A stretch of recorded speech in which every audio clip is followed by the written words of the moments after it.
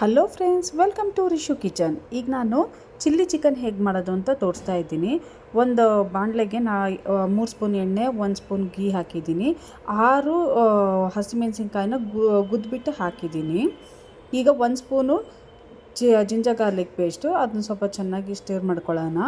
ಈಗ 2 ಸ್ಪೂನಷ್ಟು chilli sauce, 1 spoon soya sauce ಹಾಕಬೇಕು. ಇದನ್ನು 2 ನಿಮಿಷ ಹಾಗೆ ತಿರ್ಗಿಸ್ಕೊಳ್ಳೋಣ, ಸಾಸ್ ಮಿಕ್ಸ್ ಆಗಬೇಕು ಅಂಥೇಳಿ. ಈಗ 1/2 ಸ್ಪೂನಷ್ಟು ಅರಿಶಿನ ಪುಡಿ, 1/2 ಮತ್ತು 1 ಸ್ಪೂನು ರಾಕ್ ಸಾಲ್ಟ್ ಅಂದರೆ ಕಲ್ಲುಪ್ಪ ಹಾಕ್ತಾಯಿದ್ದೀನಿ. ಈಗ ಕ್ಲೀನ್ ಮಾಡಿರೋ ಚಿಕನ್ನು ಅರ್ಧ kg ನಾನು ಹಾಕ್ಕೊಳ್ತಾ ಇದ್ದೀನಿ. ಇದು ಸಾಸಲ್ಲಿ ಚೆನ್ನಾಗಿ ಮಿಕ್ಸ್ ಮಾಡ್ಕೊಳ್ಳೋಣ. ಒಂದು 5 ಮಿನಿಟ್ಸ್ ಸಾಸಲ್ಲಿ ಚೆನ್ನಾಗಿ ಅದು ಬೇಯಬೇಕು. ಉಪ್ಪು ಖಾರ ಹುಳಿ ಎಲ್ಲ ಚೆನ್ನಾಗಿ ಎಳ್ಕೊಂಬಿಡುತ್ತೆ.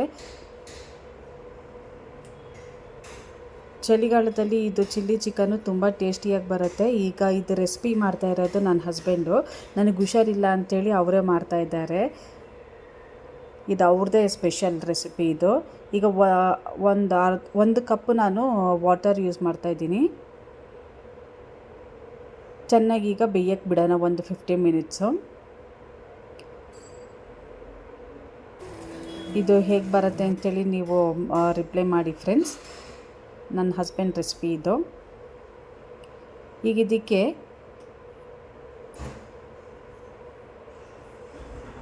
ಈಗ ನೋಡಿ ಅದು ಚೆನ್ನಾಗಿ ಬೆಂದಿದೆ. ಈಗ ಕಾರ್ನ್ಫ್ಲೋರು ಮತ್ತು ನೀರು ಮಿಕ್ಸ್ ಮಾಡ್ಕೊಂಡಿರೋ ಸ್ಲರಿ ಹಾಕ್ಕೊಳ್ಳೋಣ. ಇದು ಏನಂದರೆ ಇದು ಚಿಲ್ಲಿ ಚಿಕನ್ ಯಾವತ್ತಿದ್ರೂ ಅದು ತಿಕ್ನೆಸ್ ಆಗಿರಬೇಕು.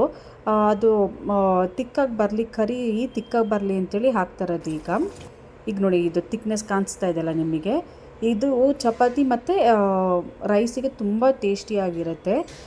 ಈಗ ನೀವು ಒಂದ್ಸರಿ ಟ್ರೈ ಮಾಡಿ, ನೀವು ರಿಪ್ಲೈ ಮಾಡಿ ಹೇಗೆ ಬರುತ್ತೆ ಅಂಥೇಳಿ. ಈಗ ಲಾಸ್ಟಲ್ಲಿ ಕೊತ್ತಂಬರಿ ಸೊಪ್ಪನ್ನು ಆ್ಯಡ್ ಮಾಡ್ಕೊಂಡು ಒಂದು 5 ಮಿನಿಟ್ಸ್ ಸಾಕು. ಈಗ ರೆಡಿಯಾಗಿದೆ ಸರ್ವ್ ಮಾಡೋಕ್ಕೆ. ಚಪಾತಿ ಜೊತೆ ಆಗಲಿ ಅಥವಾ ರೈಸ್ ಜೊತೆ ಆಗಲಿ ನೀವು ಸರ್ವ್ ಮಾಡ್ಬೋದು.